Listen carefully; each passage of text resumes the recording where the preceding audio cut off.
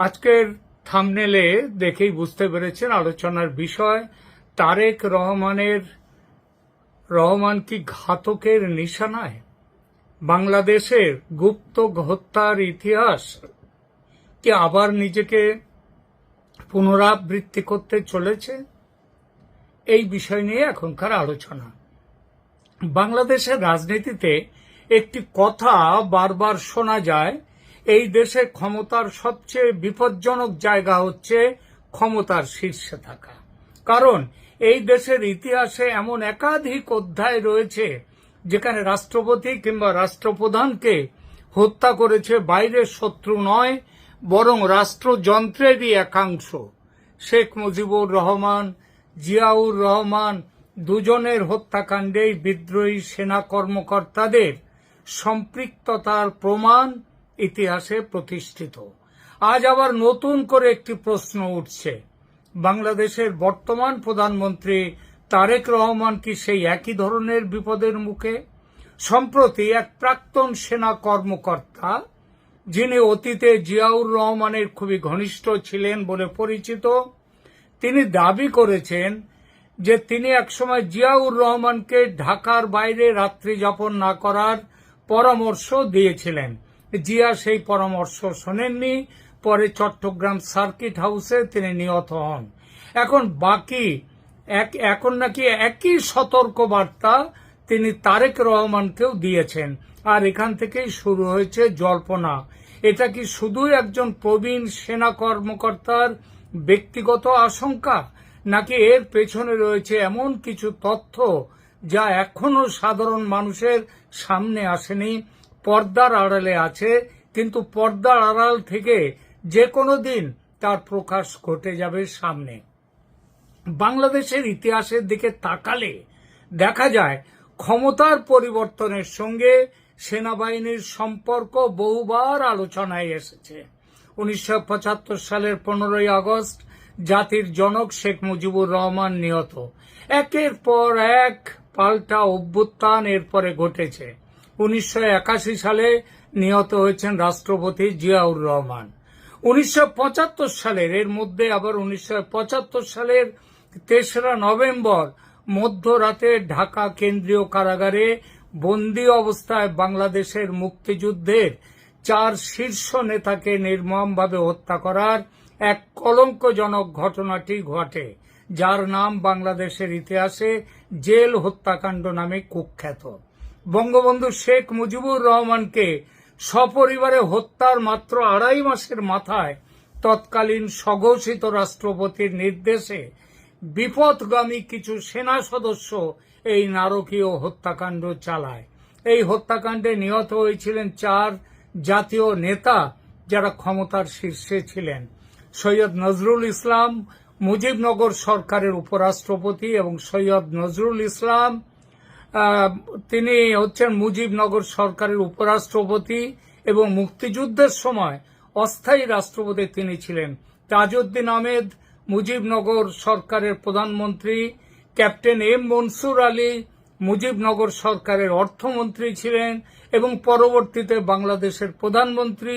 HM. Kamruzzaman তিনি মুজিবনগর সরকারের স্বরাষ্ট্র, ত্রাণ ও পুনর্বাসন মন্ত্রী ছিলেন।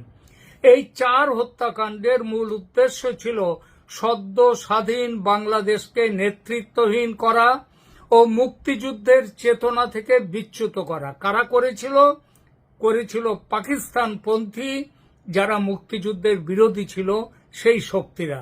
ঐতিহাসিক এই দিনটিকে বাংলাদেশে প্রতি বছর জেল হত্যা দিবস হিসেবে পালন করা হতো, কিন্তু 24 জুলাই অভ্যুত্থানের পর সেদিনটি ভুলিয়ে দেয়া হয়েছে বাংলাদেশের মানুষকে।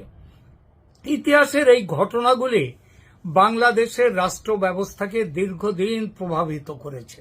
এই কারণেই যখন কোনো প্রাক্তন সামরিক কর্মকর্তা সম্ভাব্য নিরাপত্তা ঝুঁকির কথা বলেন, তখন স্বাভাবিকভাবেই মানুষের আগ্রহ তৈরি হয়। কিন্তু এখানে একটি গুরুত্বপূর্ণ প্রশ্ন আছে, কোন সংবাদ মাধ্যম, আন্তর্জাতিক সংবাদ মাধ্যম কে কি বলছে না বলছে এখানে কিচ্ছু যায় আসে না। কারণ আগেই বলেছি, ঘটনা থাকে প্রথমে পর্দার আড়ালে। কার্পেটের নিচে থাকে, একসময় কার্পেট থেকে বেরিয়ে আসে, পর্দার আড়াল ছেলে বেরিয়ে আসে। তার মানে এই নয় যে পর্দার আড়ালে আছে বলে কোনো কিছু হচ্ছে না, তা নয়, তা হচ্ছে। এই এত আশঙ্কা কেন? এর একটা কারণ বাংলাদেশের রাজনৈতিক ইতিহাস। যে দেশে অতীতে ক্ষমতার কেন্দ্রকে লক্ষ্য করে সহিংসতা ঘটেছে বারবার, সেখানে নিরাপত্তা নিয়ে অতিরিক্ত সতর্কতা অস্বাভাবিক নয়। এই যে 24 জুলাই অভ্যুত্থানে যে শেখ হাসিনাকে ওখান থেকে চলে আসতে হলো, তিনি চলে না এলেও মৃত্যু তার ক্ষেত্রেও অবধারিত ছিল। তবে এখানে গুরুত্বপূর্ণ আরেকটি বিষয় আছে। বাংলাদেশের জন্ম যে দেশ কেটে, কিংবা বলা যায় যে দেশের পেট থেকে জন্ম বাংলাদেশের, সেই পাকিস্তানের ইতিহাসেও গুপ্ত হত্যার ধারাবাহিক ঘটনা আছে। গুপ্ত হত্যা বহু হয়েছে, হত্যা চেষ্টা ব্যর্থও হয়েছে, এমন ঘটনাও আছে। সুতরাং দেখুন, পাকিস্তানের ইতিহাসের দিকে এক পলক তাকান। বাংলাদেশের ইতিহাস যদি আমাদের সতর্ক করে, তাহলে পাকিস্তানের ইতিহাসও কম নাটকীয় নয়। দুই দেশের জন্ম একই রাষ্ট্র থেকে, দুই দেশের জন্ম মানে ভারত কেটে হয়েছে, কিন্তু ভারতে এই ধরনের ব্যাপার কিছুই নেই। কারণ সেনাবাহিনীর ভূমিকা ভারতে সেনাবাহিনীর জায়গাতেই রাখা হয়েছে। সামরিক এবং বেসামরিক ক্ষমতা কোনটা কার ক্ষমতা, সেটা সেইখানে নির্দিষ্ট করা। পাকিস্তানের ইতিহাসে আমরা দেখি ক্ষমতার শীর্ষে থাকাটা কখনোই নিরাপদ ছিল না। 1951 সালে পাকিস্তানের প্রথম প্রধানমন্ত্রী লিয়াকত আলী খান জনসভায় আততায়ীর গুলিতে নিহত হন। আজও কে হত্যাকারী, কার ষড়যন্ত্র, কিচ্ছু বাইরে আসেনি। এরপর 1979 সাল সাবেক প্রধানমন্ত্রী জুলফিকার আলী ভুট্টোকে সামরিক শাসক জিয়াউল হক মৃত্যুদণ্ডে দণ্ড দিলেন। আন্তর্জাতিক মহলের একাংশ মনে করে এই বিচার ছিল রাজনৈতিক উদ্দেশ্য প্রণোদিত, ঠিক যেভাবে শেখ হাসিনার বিচার রাজনৈতিক উদ্দেশ্য প্রণোদিত। তার কি হলো? জুলফিকার আলী ভুট্টোকে ফাঁসিতে ঝরানো হলো। 1988 সালে পাকিস্তানের সামরিক শাসক ও সেনাপ্রধান জেনারেল জিয়াউল হক, যিনি ভুট্টোকে ফাঁসিতে ছড়িয়েছিলেন, তার বিমান আকাশেই বিধ্বস্ত হয়, তিনি নিহত হন।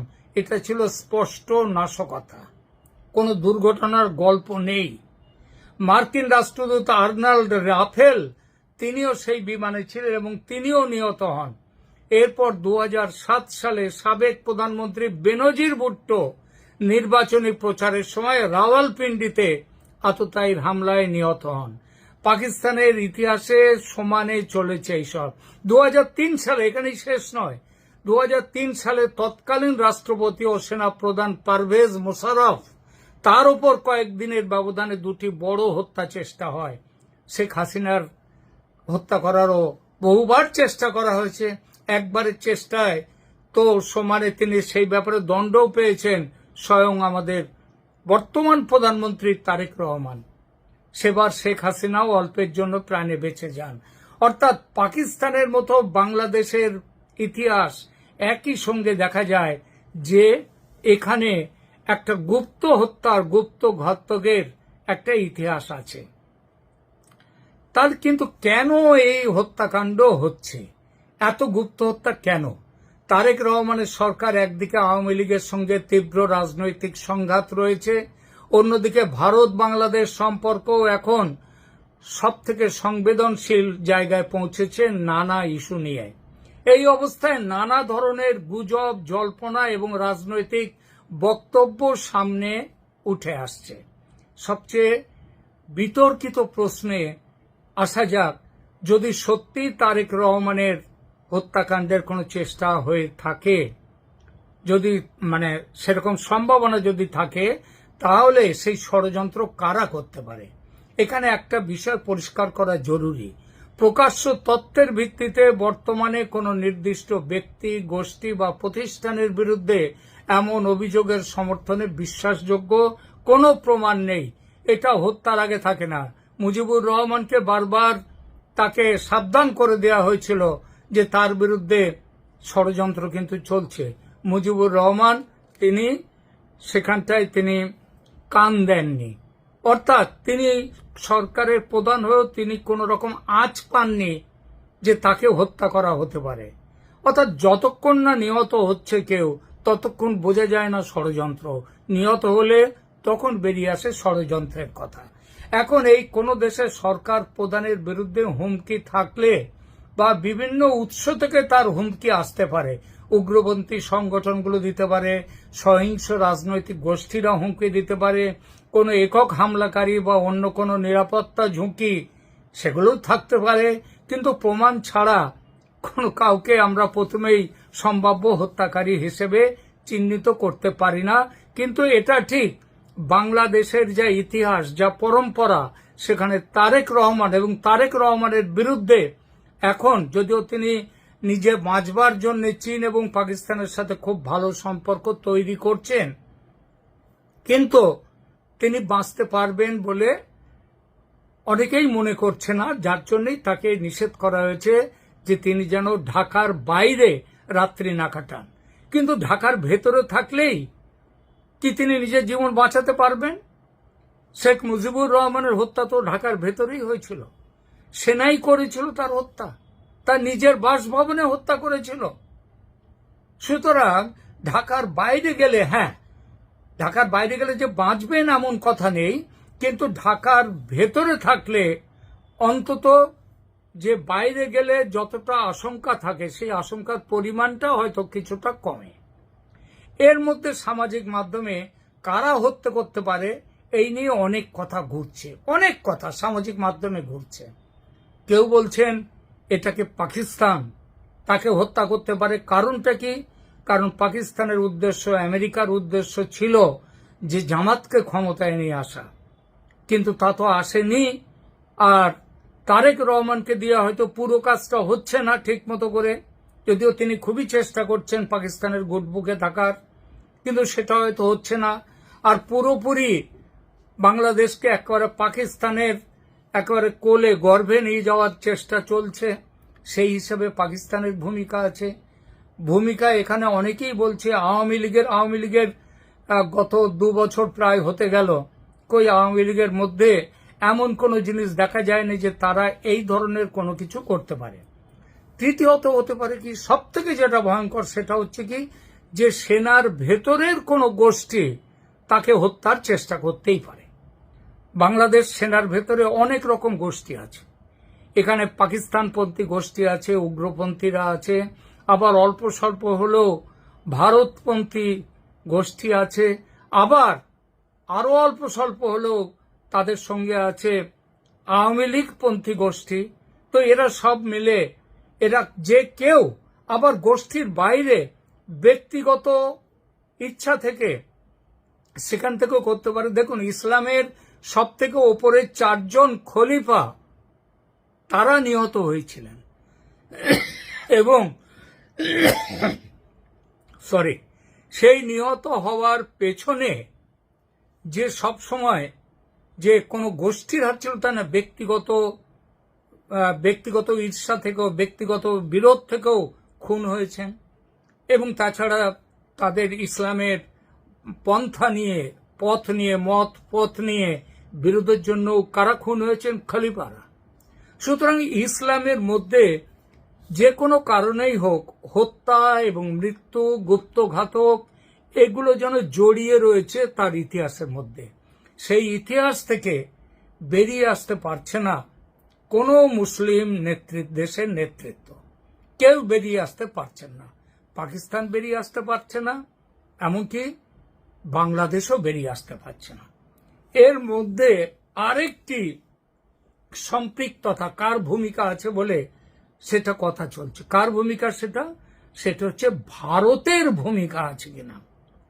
কারণটা কি, এই মুহূর্তে তারেক রহমানের ওপরে অনেক বড় বাজি ধরেছিলেন আজ থেকে 3-4 মাস আগে ভারত সরকার।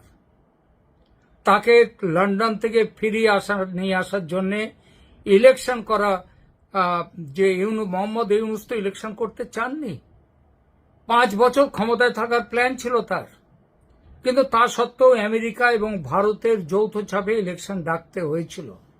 এবং সেই ইলেকশনে ভারত মূলত তারা এগিয়ে গিয়ে তারা তারেক রহমানকে ফিরিয়ে আনার ব্যবস্থা করেছে এবং তারেক রহমানের দিকে তারা যেটাকে বলে গোল্ডেন মানে অলিভ ব্রাঞ্চ মানে তাদের দিকে তাদের সমর্থন তুলে দিয়েছিলেন, কিন্তু তারেক রহমান সেই সমর্থনকে তিনি শেষ পর্যন্ত মর্যাদা দেননি। এখন এই মুহূর্তে ভারত এবং বাংলাদেশের সম্পর্ক সেই ইউনূস আমলের মতো তলানিতে এসে নেমেছে। এই পরিস্থিতিতে অনেকেই যেমনভাবে স্বাভাবিক যেটা বাংলাদেশের পক্ষে, তারা বলছে যে এই তারেক রহমানকে হত্যার পরিকল্পনায় ভারত থাকতে পারে। আবার এই সঙ্গে অনেকেই বলছেন যে ভারত যেমন পাকিস্তানে একের পর এক সন্ত্রাসবাদী নেতারা তারা মারা যাচ্ছে, তাদের খুন করা হচ্ছে, বাংলাদেশেও বেশ কিছু খুন সম্প্রতিকালে হয়েছে, হত্যা হয়েছে, তার পেছনেও একটা একটা দিক থেকে ভারতের সম্পৃক্ততার একটা কথা উঠছে। কারণ অজিত ডোভালের এই ব্যাপারে অনেক সুনাম বা দুর্নাম সেগুলো রটছে। সুতরাং বাংলাদেশের এই তারেক রহমান হত্যার মানে আশঙ্কার পেছনে ভারতের ভূমিকার কথা অনেকে বলতেই পারে, কিন্তু ভারতের আবার বলি, ভারতের বিরুদ্ধে এই ধরনের কোনো ষড়যন্ত্রের কথা কোনো প্রমাণিত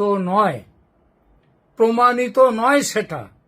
তবে একটা জিনিস তো বলাই যায়, সর্বোচ্চ দপ্তরে সর্বোচ্চ স্তরে তার শত্রুকে হত্যা করা কিংবা রাজনৈতিক কারণে কাউকে হত্যা করা, তার বহু প্রমাণ ইতিহাসে ঘটে গেছে।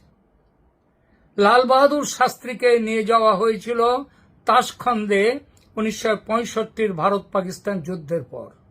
তারপর যে পরিস্থিতিতে তাকে পাওয়া গিয়েছিল, তার মৃত্যু ঘটেছিল, সেই মৃত্যুর কোনো পোস্টমর্টেম ময়না তদন্ত আজ পর্যন্ত হয়নি। এখন অবশ্য হওয়ার কোনো প্রশ্নই নেই, কিন্তু তাশখন্দ ফাইল সেখানে দেখানো হয়েছে, সেখানে পরিষ্কার বলা হয়েছে এই হত্যাকাণ্ডের পেছনে আর সোভিয়েত রাশিয়ার কি ভূমিকা থাকতে পারে বা কি ভূমিকা ছিল। এরকম বহু হত্যাকাণ্ড ঘটেছে আমাদের দেশে এবং বিদেশে সর্বত্র। সুতরাং রাজনৈতিক কারণে তারেক রহমানকে কোনো বিদেশি শক্তি যে হত্যা করতে পারে না এমন ঘটনা নয়। যদিও বাংলাদেশের ইতিহাসে শেখ মুজিবুর রহমানকে যারা হত্যা করেছিল তাদের কি আপনারা মনে করেন তারা সব দেশের ভেতর থেকে তারা তাদের নিজেদের ইচ্ছায় করতে গিয়েছিল হত্যা? একদমই নয়। তারা একটা আন্তর্জাতিক ষড়যন্ত্র, পাকিস্তানের ষড়যন্ত্র, তার ঘুঁটি হিসেবে, হত্যাকারী হিসেবে তারা গিয়েছিল। একই অবস্থা জেল হত্যাকাণ্ড তো ঘটেছিল। সুতরাং তারেক রহমানের হত্যার ঝুঁকি, কিন্তু যে আশঙ্কার কথা বলা হয়েছে সেটা মিথ্যা নাও হতে পারে। কারণ বাংলাদেশ, পাকিস্তান তাদের ইতিহাস এর পক্ষেই সমর্থন দেয়। দেখা যাক ভবিষ্যতে কি আছে বাংলাদেশের কপালে, কি আছে তারেক রহমানের কপালে। তবে একটা জিনিস কিন্তু মনে রাখতে হবে, শেখ হাসিনা বলেছেন ডিসেম্বরের মধ্যেই, আমি আবার বলছি ডিসেম্বর নয়, তিনি অক্টোবর নভেম্বরের মধ্যেই তিনি দেশে ফিরবেন। এ ব্যাপারে আমেরিকা এবং ভারতের মধ্যে একটা সমঝোতা হয়ে গেছে। এই সমঝোতার প্রেক্ষিতে আবার কোনো রাজনৈতিক ডামাডোল যদি বাংলাদেশে করবার ইচ্ছা কারোর থাকে, সেটাকে একেবারে উড়িয়ে দেওয়া যায় না। এখনকার মতো এখানেই রাখছি। ভালো থাকবেন, ধন্যবাদ।